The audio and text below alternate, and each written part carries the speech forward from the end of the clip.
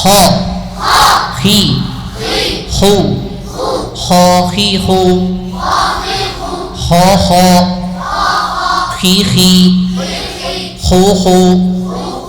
হয়ের মাখরাজ কোথায় বলেন তো? হ মাখরাজ কোথায়? হলকের শেষ না? হলকের শেষ কোথায়?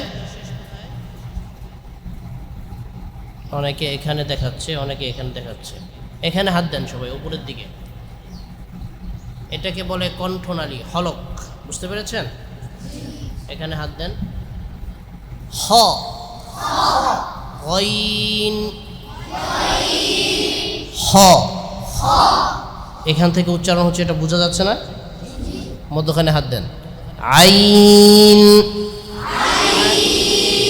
হা, শুরুতে হাত দেন নিচের দিকে।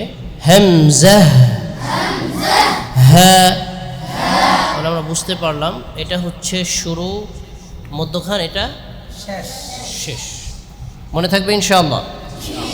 আমরা এটাও বুঝতে পারলাম হ হরফটার উচ্চারণের সাথে সম্পর্ক হচ্ছে কণ্ঠনালীর। উচ্চারণের সাথে সম্পর্ক কিসের?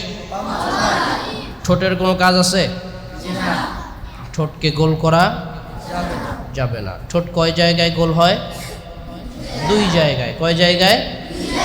পেশ ওয়াও, পেশ ওয়াও, এই দুই জায়গায় ঠোঁটকে গোল করতে হবে। এছাড়া কোথাও ঠোঁটকে গোল করা যাবে না, হ বলা যাবে না। হ ঠোঁট সম্পূর্ণ স্বাভাবিক থাকবে। জোরে বলতে হবে আমার সাথে, হ। আরো জোরে, আরো জোরে, জোর হয় নাই, আরো জোরে। হ খি, হই নয় বাবা, হ্যাঁ খি।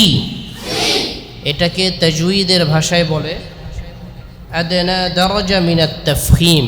বলেন তো কি বলেছি? আদনা দারাজা মিনাত তাফখীম, অর্থাৎ হরুফুল ইস্তিআলা সাতটা, তাই না?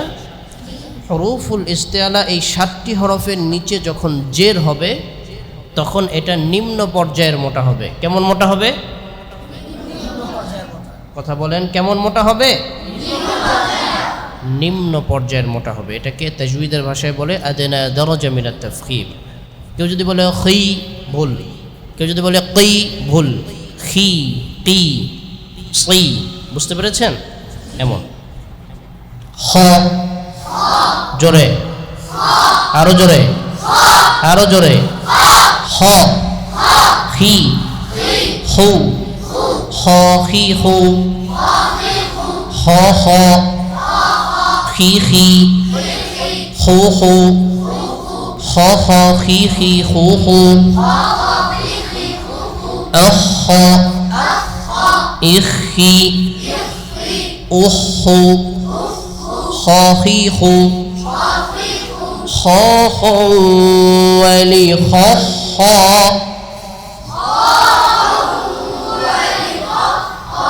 ওয়ালি খ হু খ খি মিনাল মুখাখি মুখ খ ওয়ালি খ খ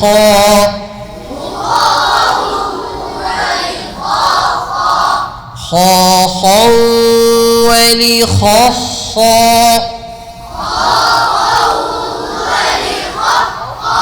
ওয়ালি খ হু খ খি মিনাল মুখাখি